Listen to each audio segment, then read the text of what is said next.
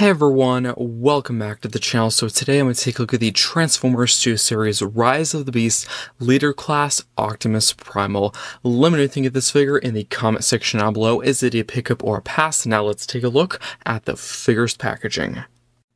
So here we have the packaging. Starting at the very front, we have Transformers on the side. We have Optimus Primal in white text with a white Maximal symbol. We have Stu Series in black text with the Transformers Rise of the Beast logo, and 106 in blue text because this is the 106th figure of the Stu Series line, with a really cool image or artwork shot of Optimus Primal and his gorilla alt mode looking very ferocious and scary with those bright green eyes. And if we do look at the top of the box, we have another Transformers Rise of the Beast logo.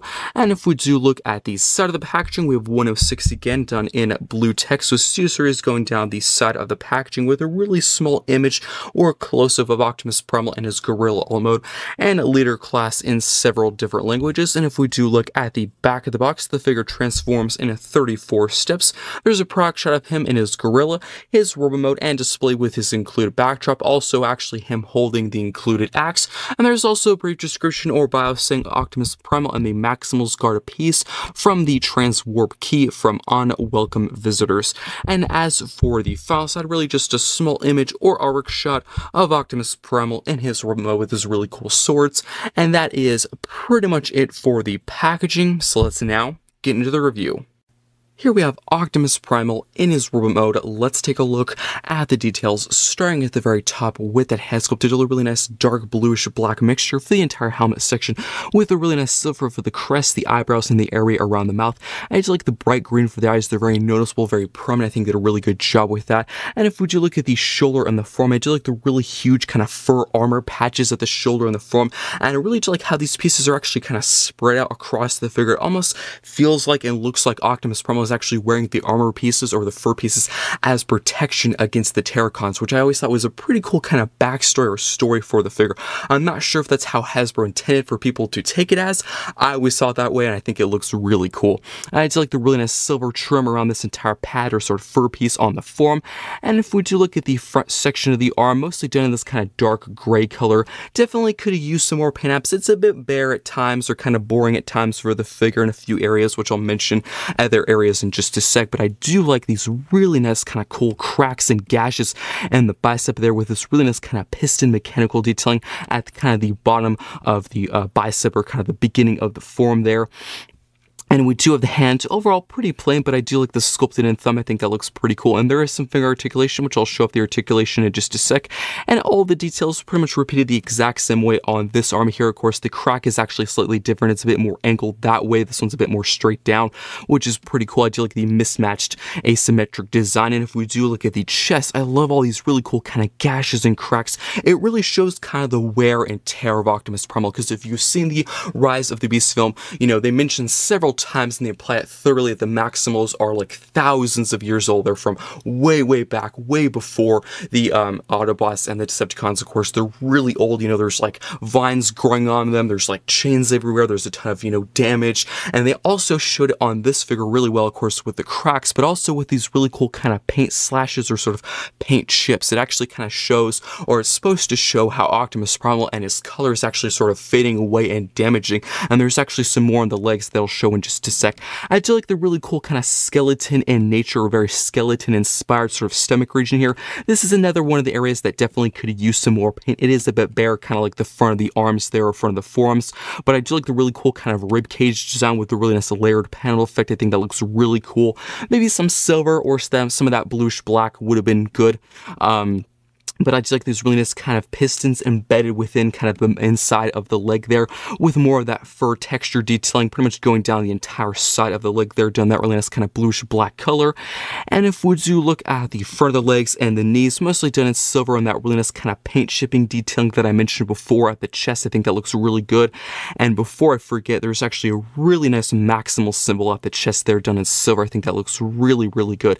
I don't think they probably should have had the area that the Maximal symbol Primal sits on, silver as well, because it does kind of blend in. I do hope you can see it coming across through camera. I think they probably should have done like a different color, like the entire area that the Maximal symbol sits on is like maybe that gray or the blue, so it could have been a bit more prominent, because at times it could kind of blend in with the area and you can't even see it.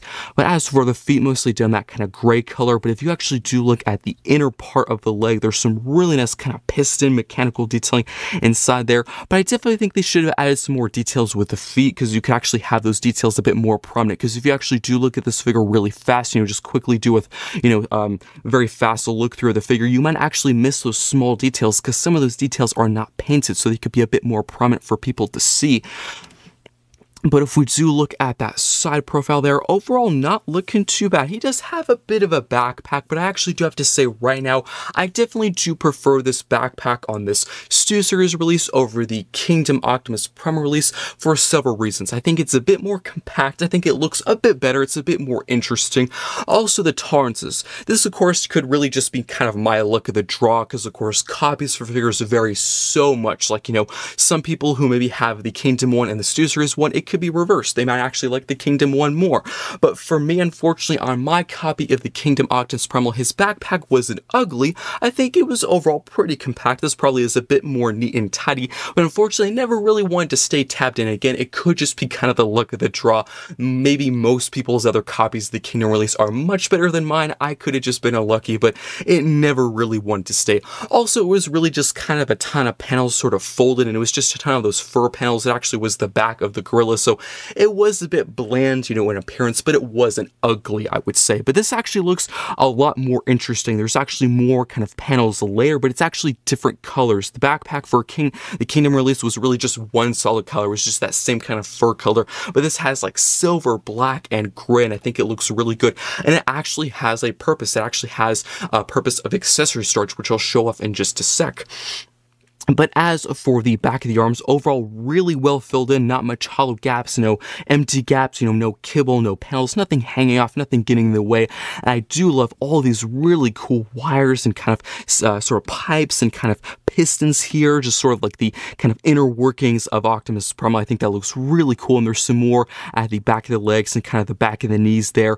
And yes, you probably have already seen he does have the gorilla feet kind of sticking out the back here, which, truth be told, you have not seen the gorilla mode yet in this review, or the back of it anyway in very specific detail, but later I'll show it off and mention it again. But in the gorilla mode, they actually somewhat reverse it. It's kind of funny because, of course, in this mode, the gorilla feet are kind of sticking out, but in the gorilla mode, the robot mode feet actually do stick out of the legs. You'll see, of course, later in the review, but I probably do prefer this because it is more compact and you actually cannot see them as much as you can in the gorilla mode. They actually do stick out more, and you can see them from a lot of angles, so I definitely do prefer how they compact them, the feet away in this mode over the other one. That's just my opinion anyway, but overall, thoroughly impressed with details with this. I just really think probably my one complaint, as I mentioned before, is the paint. There's a few areas like the feet, some of the arms, and the chest that could use some paint, but it's really not just that it's boring. I think there's some amazing sculpt work in those areas. I just think if they added paint, they could be a bit more noticeable and a bit more prominent so people could see those details more, because if you just quickly look through this figure past those boring, unpainted areas, you'll miss all those really nice details like, the cracks, the sort of damaged paint, all that really nice kind of piston detailing. So I really think Hasbro actually kind of shot themselves in the foot there and sort of harmed themselves by not painting those areas, because of course if you don't look at them closely enough, you'll miss those details. But as for articulation, I actually have to say Optimus Primal definitely meets that level of leader class. I think he's very, very posable, really good tolerances, but let's get into it. So starting at the head sculpt, I actually do have to say this is probably one of the areas that the joints are too tight. The ball joint is so tight on my copy, so I do apologize if I can't really show or share the full range of motion of the head, but it can look up and down. It can, of course, tilt side to side, and it can look left to right. It's really, really tight. There we go.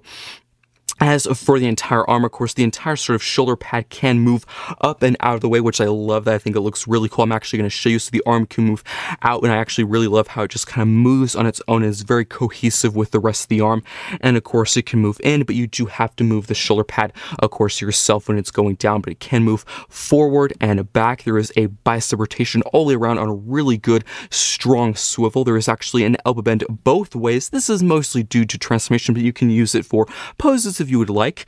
And as for, of course, the hand, there is a wrist rotation. And as for the finger articulation that I previously mentioned, so of course there is 5 fingers. The thumb is stock, but these 2 fingers here are actually kind of connected. So there's 2 connected here and 2 connected here, and pretty much both of them have the same range of motion. They're just on a small little single pin, and of course you can open them and close the hand, which I think is a really nice option, especially for the accessories that are included with this figure that I'll show off in just a sec. You know, he includes the trans warp key, and I think articulated fingers for that accessory are really nice, you know, because you can have him wrap his fingers around it and actually hold it and do some really cool kind of running poses, you know, away from the Terracons. You can do that with his swords, the chains, just so many options, so much characteristics, you know, just added play features with the fingers just make the figure so much more. So I'm really glad they did that. Also, it is a leader class. I really think it probably should be a given by now that leaders and commanders probably should have similar finger articulation. That's just my opinion anyway.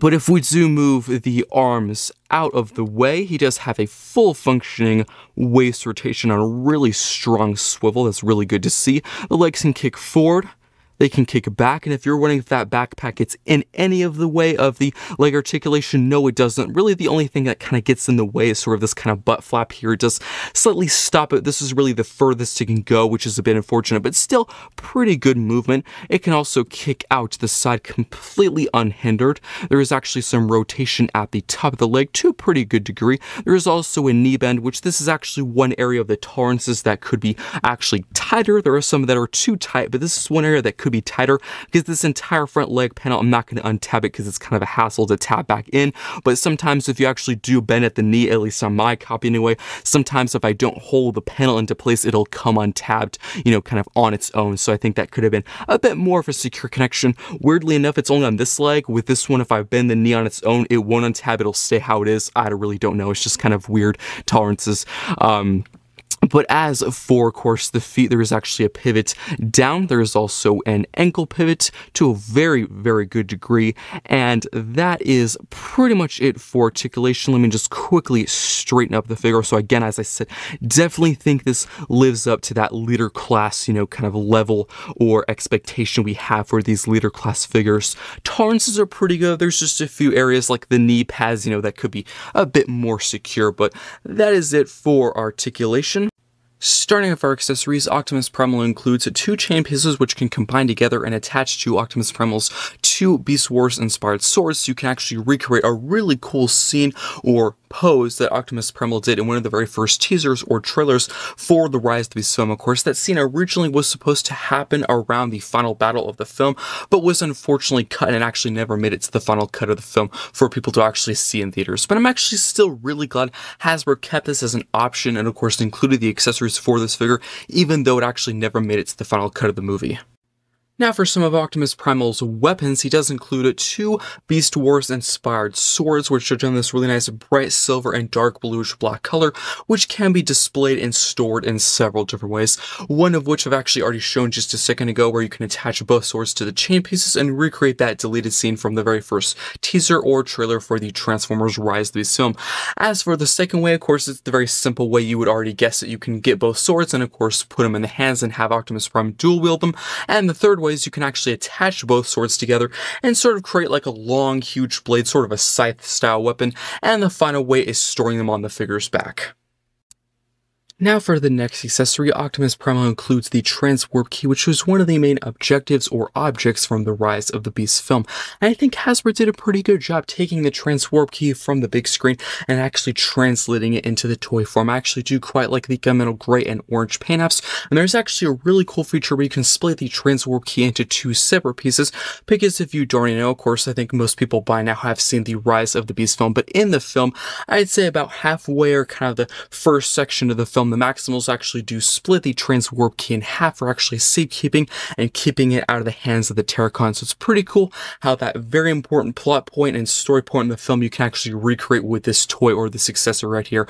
Unfortunately, on my copy, I'm not sure about all yours' copy. Of course, let me know if that's how it is in the comments for your Transwarp Key. But for my Transwarp Key, unfortunately, the connection of both halves is so secure, I actually have not been able to separate it once. I've tried many times, countless of times since I took it out of the packaging, and I have not been able to do it. So I'm really just going to give it up and leave it as is because I don't want to cause any damage, breakage or stress marks to the accessory, which, truth be told, probably in my collection, my whole Rise of the Beast display and shelf, I'm probably going to leave the Transwarp Key as is. I probably was never going to display it in two pieces anyway, so it really doesn't bother me that much. And as for how you can display and kind of pose the Transwarp Key, of course, if you wanted to, you could kind of just set it, on the bottom of your shelf or kind of the floor of your shelf and just have, the Maximals and the Terracons fight over it. Or you can actually put it in figures' hands. I'm pretty sure the Transwarp Key should be compatible with pretty much almost every Stu series and like a Legacy Evolution, probably Legacy United figure as well. Some really good figures to actually have the Transwarp Key in their hand are probably Optimus Primal, because he actually does have finger articulation, so you can actually properly have Optimus Primal put his fingers around it, and I think that looks really cool. As for the final accessory, Optimus Primal includes a simple gray axe, which is mostly intended to be displayed with the Target exclusive Transformers Rise of the Beast Voyager class Optimus Prime, which I think is fine and all, but unfortunately that Optimus Prime figure is really hard to come by. So I think most people who are going to get this Optimus Primal figure are really just going to be stuck with the simple gray axe and have really nothing to do with it. So I really think what Hasbro should have done is just given the axe to that separate Optimus Prime figure and given Optimus Primal a separate alternate head sculpt, so you can actually choose to display Optimus Primal with the battle mask or without the battle mask. Starting off our comparisons here, we have the Leader class Optimus Primal compared alongside the Voyager class Battle Trap, and I have to say they look pretty cool side by side, and I definitely think Optimus Primal can give him a real fight. But that is pretty much it for that comparison. So now for one final comparison, here he is compared alongside the Deluxe class Bumblebee. And that is pretty much it for comparisons. So now for transformation, what you can do is go to the bottom of the figure. You can fold in the heel spur just like that, and you can repeat the exact same step and a process on there. So I just fold in the heel spur just like that. You can actually grab the entire tip or toe section of the foot. You can actually just hinge up this entire panel, repeat the exact same step and process with the other foot. Just fold up the toe like that. You can actually just kind of wiggle or sort of untab this entire front panel of the leg. It's a pretty secure connection. You just have to kind of wiggle it loose. Just hinge down this entire panel like that. How this is tabbed into place is there's a tab right there and a slot right there. You can actually fold up this entire kind of knee or sort of shin armor pad like that and repeat those same two steps with the other leg. Again, this connection is quite secure. You just have to slightly loosen it and this entire panel will just kind of hinge down. Again, a very secure connection. Just loosen that. Fold this panel down, fold up the secondary panel, and again, the same tab and slot connection. And then I would definitely advise to hinge the arms out, because for the next few steps in the transformation for the legs, it can be very busy and there's a lot of stuff moving around. So I'm going to go a bit slow so you can actually understand, because it can be quite complex and messy at times. But now what you're actually going to want to do is grab the entire ape or gorilla foot. You're just going to fold and kind of loosen this out like that. And of course, repeat the exact same step and process with the other foot. Just kind of hinge this out, just loosen it and kind of prepare it for the next few steps. And then we can turn back to the front. There is actually an entire hinge or mechanism at this midsection, kind of below the thigh. You're going to fold this entire section down. It's a very, very tight hinge, at least on my copy anyway. You can fold that down. And there's this entire ape gorilla foot. You're actually going to push this out of the way. So of course you can continue pushing this down. And then you're just going to fold up this entire front leg panel. There is a tab pretty much at the top of the leg, and there is that same slot that I showed before. And that is just going to tab into place like that. We'll just line up, tab in nice and securely. And then you can go to this entire robot foot section. You're actually just going to push this up, and that will just be nice and flush with that front leg panel. And again, then you can grab the entire gorilla or ape foot, push this back. The entire position of the ape or gorilla foot really doesn't matter as much as the robot mode one, because of course you don't want that getting in the way or making the entire gorilla unstable when you're trying to pose it. This foot really doesn't matter. Of course, you can have it leaning a bit more forward, more back. It really doesn't matter, entirely up to you. But there we have one entire leg or foot all done. So we're going to repeat all those steps the exact same way on this side. So again, you can just push the entire leg or the top of the leg back on that hinge. It's a very, very tight hinge.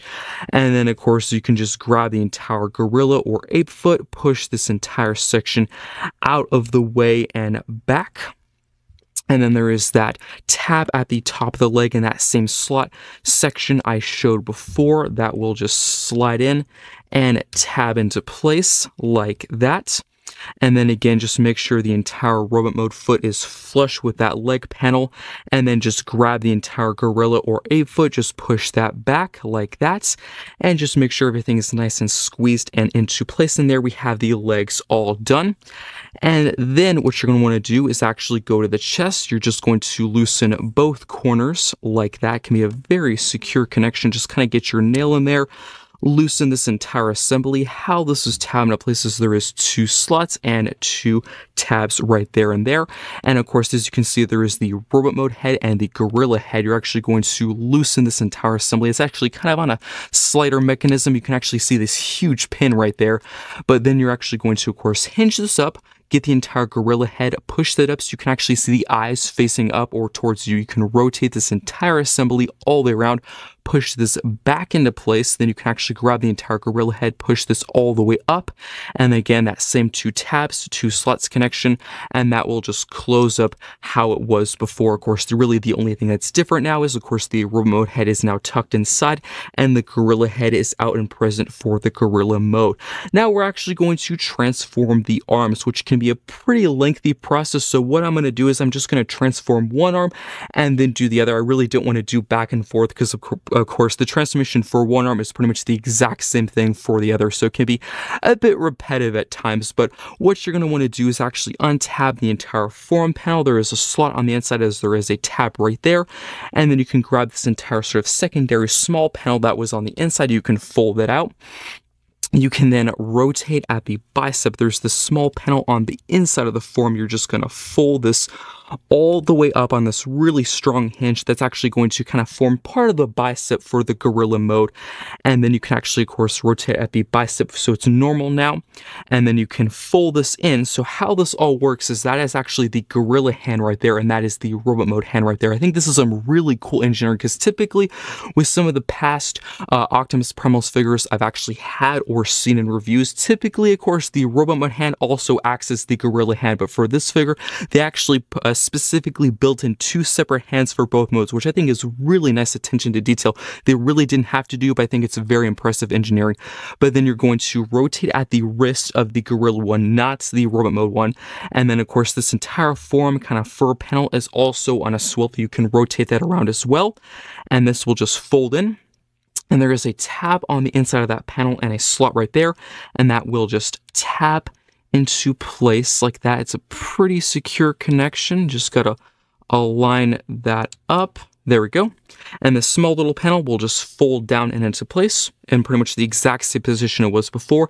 And there we have one entire arm all done. You can repeat all the same steps I just did the exact same way on this side. So I'll probably go a little bit faster, probably not as detailed because you just saw it. So again, just untab the entire form panel, just grab the small little panel that was on the inside, fold that out, and then of course you can rotate at the bicep, grab this entire smaller panel on this hinge, fold it up to form part of the bicep, and then of course just swap the hands. This is the robot mode one, just make sure that's going in, and of course the gorilla one is going of course around or kind of out of that cavity. You can rotate at the wrist. This is just gonna fold in. You can rotate at the entire kind of fur panel around like that, and then this will just fold up and into place like that.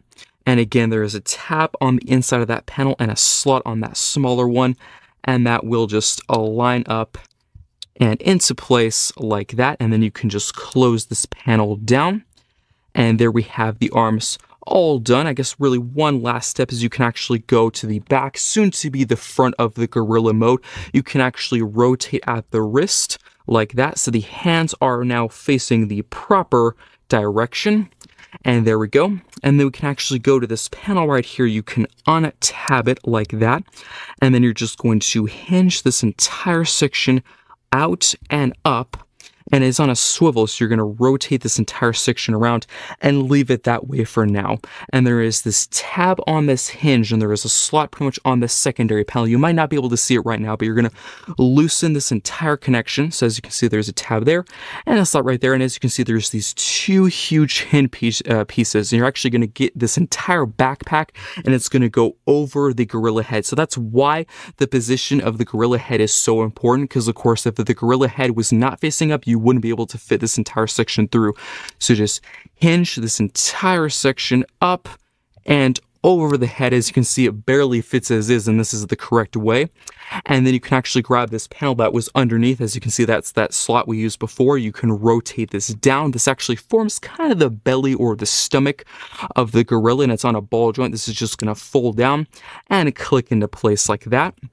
And then you can actually grab the gorilla head, you can rotate that down, grab the entire sort of backpack, and then of course you can grab this smaller panel. This is just going to fold down as well and tab into place like that.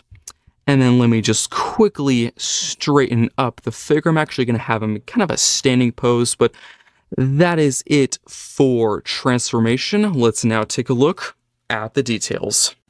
So here we have Optimus Primal in his Gorilla Alt mode. Let's take a look at the details, starting at the very top with the head sculpt. I think they did an amazing job sculpting in this gorilla head. I do like the bright green eyes with the really nice gunmetal gray paint apps for the entire nose and the forehead section. I do like the kind of dark blackish blue color for the entire sort of top of the head. One area of the head sculpt that I'm not that big a fan of is the lower jaw, because if you can see it, it seems rather unfinished, undetailed to me. I really think they should have continued that really nice kind of etching, a panel detailing to, of course, the lower part of the head or the lower part of the jaw. So correct me if I'm wrong in the comments, but I've actually seen the Rise of the Beast film about 2 or 3 times now, a couple times in the theater, maybe once or twice at home, and I never really noticed or actually saw his lower jaw being kind of plain and boring, just like that gray color. So I'm really unsure why Hasbro just kind of stopped that nice details at the lower jaw. I really wish they could have continued that. I think it looked a bit more cohesive and a little bit more finished and better, because right now it looks a bit cheap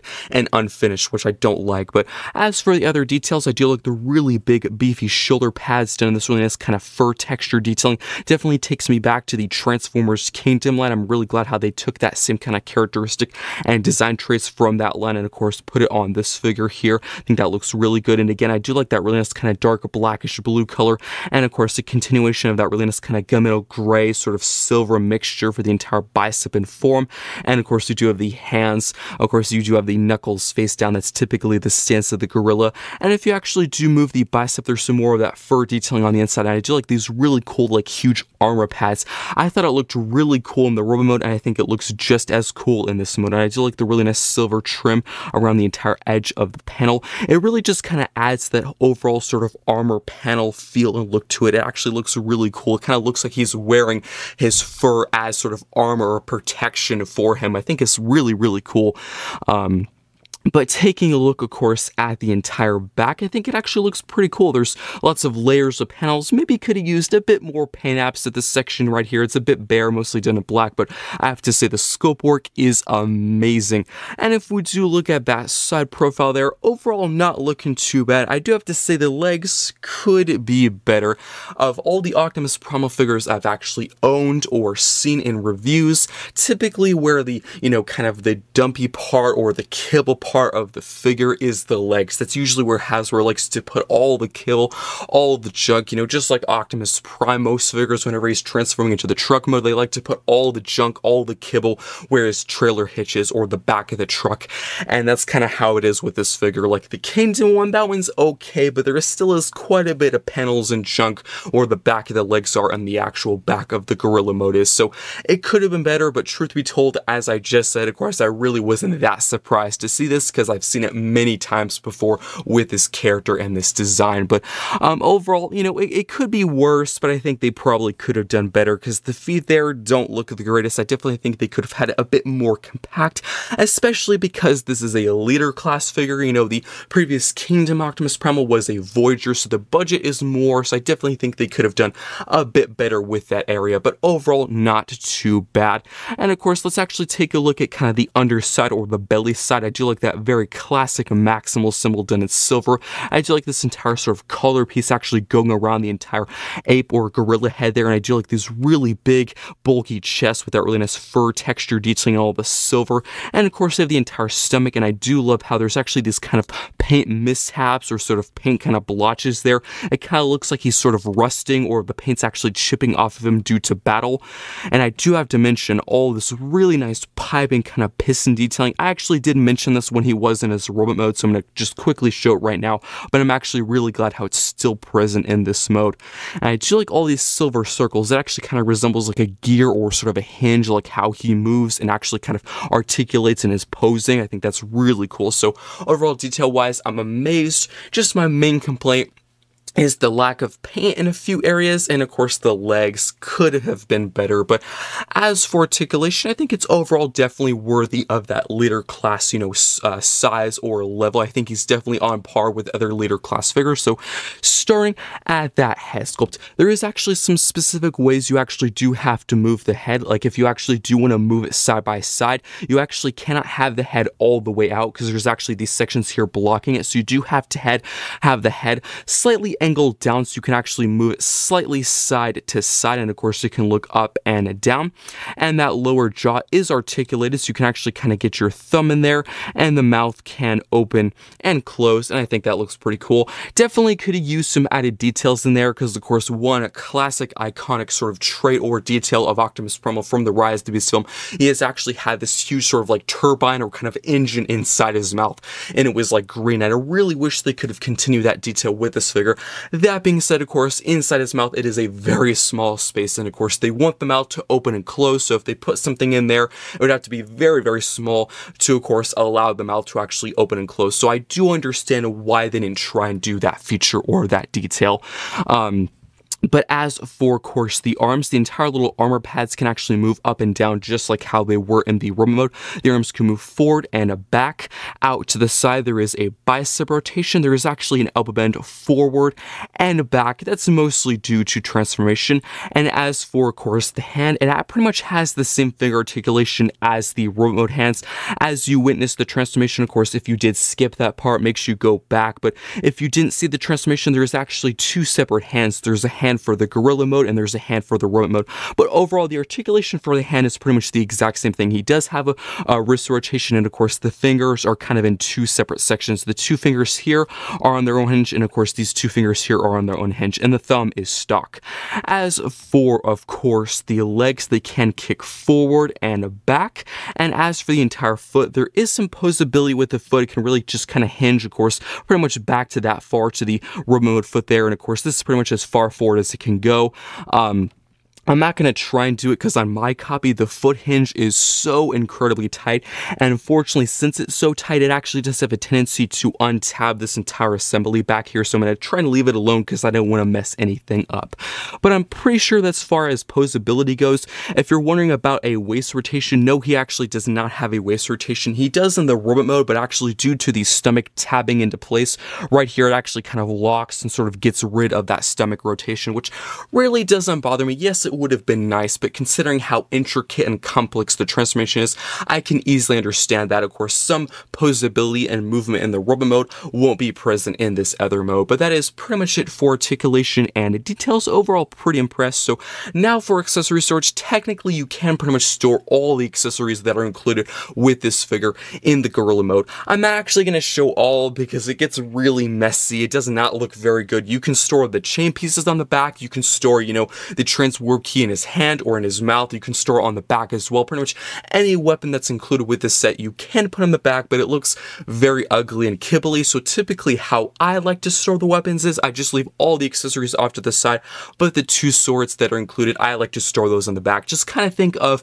the Kingdom Optimus Primal. You know, he only came with those 2 swords and you can store them on the back as well. And I actually think it looks pretty cool. So if you do flip to the back here, these are actually the same 2 slots that are actually in the remote when you can store the swords. And of course, the same 2 tabs on the swords, and those can just store into place like that. And of course, it really doesn't matter which one goes on which side. They're identical swords and of course, identical connections.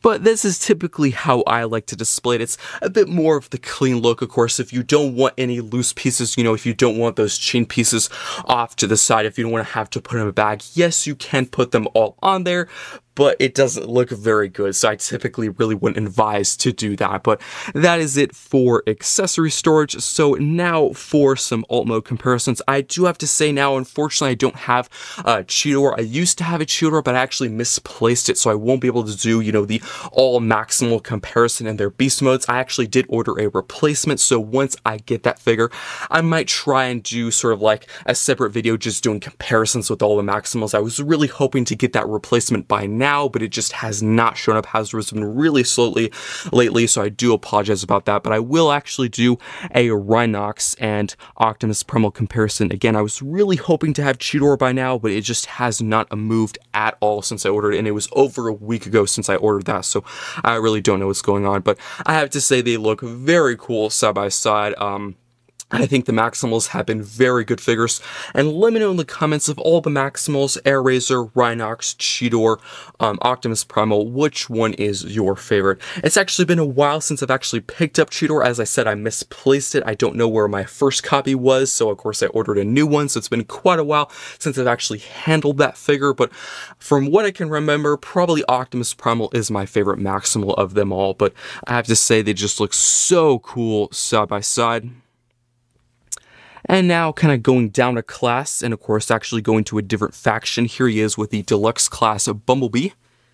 I think they look pretty cool side by side.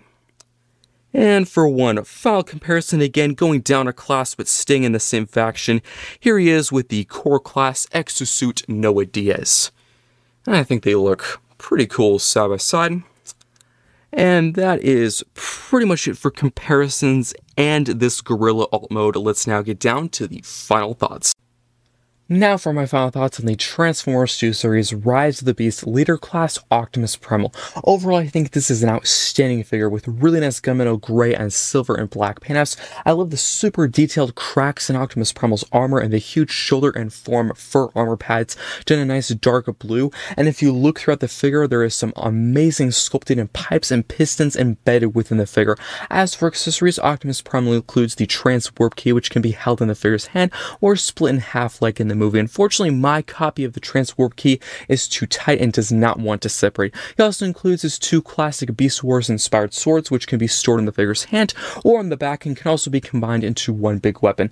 Optimus Primal also includes his simple gray axe, which is mostly intended to be displayed with Optimus Prime. The final accessories are 2 identical chain pieces that can combine and attach to his included swords, so you can have the figure swing around the swords like he did in the Rise of the Beast deleted scene. Transformation is involving and complex, but not to a point where it is hard or annoying. As for Optimus Primal's Gorilla mode, I think it looks really great with lots of sculpting and detailing, and it is very movie accurate, but I think there are a few areas that could use more paint and the gorilla legs could be more compact. What do you think of this figure? Let me know in the comments. I hope you enjoyed this review, and I will see you next time.